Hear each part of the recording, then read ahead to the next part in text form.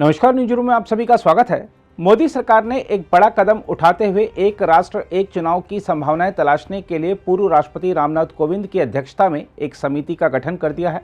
हम आपको बता दें कि मोदी सरकार द्वारा 18 सितंबर से 22 सितंबर तक संसद का विशेष सत्र बुलाए जाने के एक दिन बाद यह कदम सामने आया है। सरकार ने हालांकि संसद के विशेष सत्र का एजेंडा घोषित नहीं किया है। हम आपको बता दें कि प्रधानमंत्री नरेंद्र मोदी लोकसभा और राज्य विधानसभाओं के चुनाव एक साथ कराने पर कई साल से दृढ़ता से जोर दे रहे हैं और इस संबंध में संभावनाओं पर विचार का जिम्मा पूर्व राष्ट्रपति कोविंद को सौंपने का निर्णय चुनाव संबंधी अपने दृष्टिकोण के विषय में सरकार की गंभीरता को रेखांकित करता है। हम आपको यह बता दें कि नवंबर दिसंबर में 5 राज्यों में विधानसभा चुनाव हैं और इसके बाद अगले साल मई जून में लोकसभा चुनाव हैं। सरकार के इस कदम से आम चुनाव और कुछ राज्यों के चुनाव को आगे बढ़ाने की संभावनाएं भी खुली हैं, जो लोकसभा चुनाव के बाद में या साथ होने हैं। जहां तक संसद के विशेष सत्र की बात है तो आपको बता दें कि यह नए संसद भवन में होने की संभावना है। माना जा रहा है कि गणेश चतुर्थी के शुभ अवसर पर नए संसद भवन से औपचारिक कामकाज शुरू किया जाएगा। हम आपको याद दिला दें कि नए संसद भवन का उद्घाटन प्रधानमंत्री नरेंद्र मोदी ने 28 मई को किया था। संसद के नए भवन से जुड़े निर्माण कार्यों को इस समय अंतिम रूप दिया जा रहा है ताकि यह सत्र की मेजबानी के लिए तैयार हो सके। इसके साथ ही यह भी संयोग है कि संसद का विशेष सत्र ऐसे समय बुलाया गया है जब एक दिन पहले यानी 17 सितंबर को प्रधानमंत्री नरेंद्र मोदी का जन्मदिन होगा। केंद्र सरकार ने अमृतकाल के बीच 18 से 22 सितंबर तक संसद का विशेष सत्र बुलाया है, जिसमें 5 बैठकें होंगी। संसदीय कार्य मंत्री प्रहलाद जोशी ने संसद सत्र बुलाए जाने की जानकारी तो दी, लेकिन संसद के विशेष सत्र के लिए सरकार का एजेंडा घोषित नहीं किया। माना जा रहा है कि इसी सत्र में समान नागरिक संहिता संबंधी विधेयक भी लाया जा सकता है। माना यह भी जा रहा है कि स्थानीय निकायों, राज्यों और लोकसभा के चुनाव एक साथ कराने संबंधी विधेयक लाया जाएगा। साथ ही लोकसभा और राज्य विधानसभाओं में महिलाओं को आरक्षण संबंधी विधेयक को लेकर भी चर्चा गर्म है।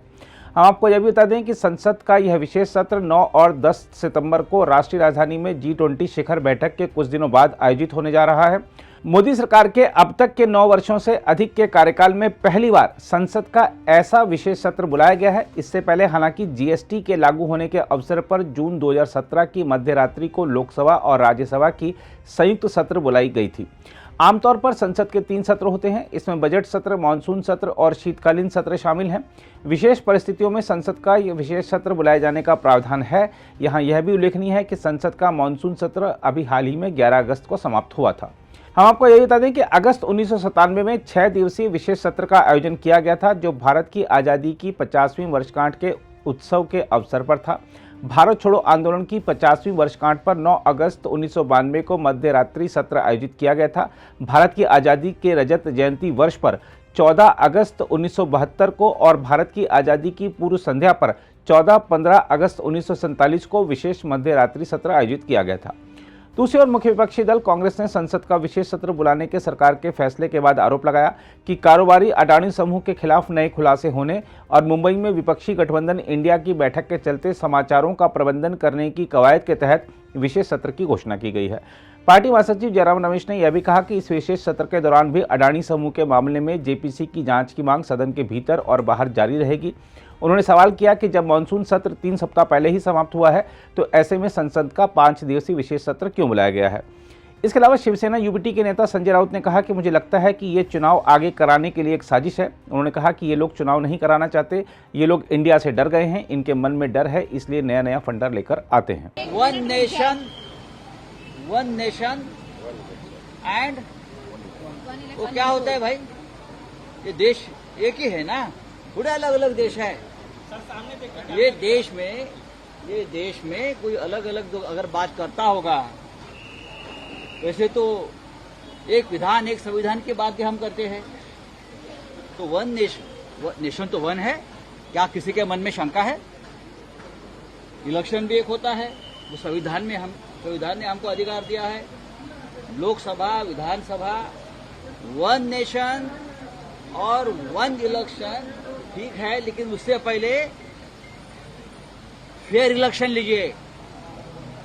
फेयर इलेक्शन हमारा नारा है, not one nation one election, we want fair election, जो आज देश में नहीं हो रहा है।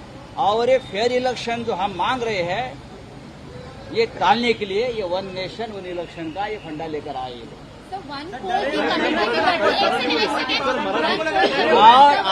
और ये मुझे लगता है एक षड्यंत्र है चुनाव आगे ढकलने के लिए। ये लोग चुनाव ही नहीं लेना चाहते। रामनाथ कोविंद जी के अंडर रामनाथ कोविंद जी जब राष्ट्रपति थे तो उनकी तरफ ध्यान किसी ने दिया नहीं है सरकार ने। अब बेचारे रिटायर हो गए तो उनके ऊपर जिम्मेदारी दी है। ठीक है, देख लेंगे। सर, गठबंधन से डरे हुए इसलिए आपको लग रहा है? इंडिया से डरे हुए लोग, ये लोग बौखला गए हैं, डर है उनके मन में, डर है, इसलिए दर दिन एक नया नया फंडा लेकर आते हैं। कल यहाँ हमारी मीटिंग चल रही है तो मीटिंग के ऊपर से ध्यान हटाने के लिए ये सब लेकर आते हैं। सर, चुनाव होगा तो क्या आप तैयार हैं? सर, आप देखो, आप देखिए, अब ये लोगों ने पार्लियामेंट सेशन, स्पेशल सेशन बुलाया है। क्या जरूरत है? जब सेशन चलता है तो प्रधानमंत्री आते नहीं, जब सेशन चलता है तो सरकार की तरफ से सेशन चलने नहीं देते। अब ये कौन सा अमृतकाल आया है नया सेशन, वो भी हमारे गणपति के सीजन में। महाराष्ट्र के साथ बहुत से राज्यों में हम गणपति का उत्सव त्योहार मनाते हैं। ये सार्वजनिक त्योहार है, तो हमको महाराष्ट्र को हमेशा 10 साल में जिस प्रकार के ये हमसे ये बर्ताव करते हैं, अब गणपति में सेशन, यानी महाराष्ट्र के सांसद वहां न पहुंचे, हमारी बात नहीं रख पाए। गणपति के साथ भी ये छल है, कपट है। अगर आप भी लेना चाहते हैं देश दुनिया की तमाम जानकारी तो आज ही सब्सक्राइब करें हमारे चैनल को। साथ ही नीचे दिए बेल आइकन को जरूर दबाएं ताकि हर अपडेट आप तक पहुंच सके।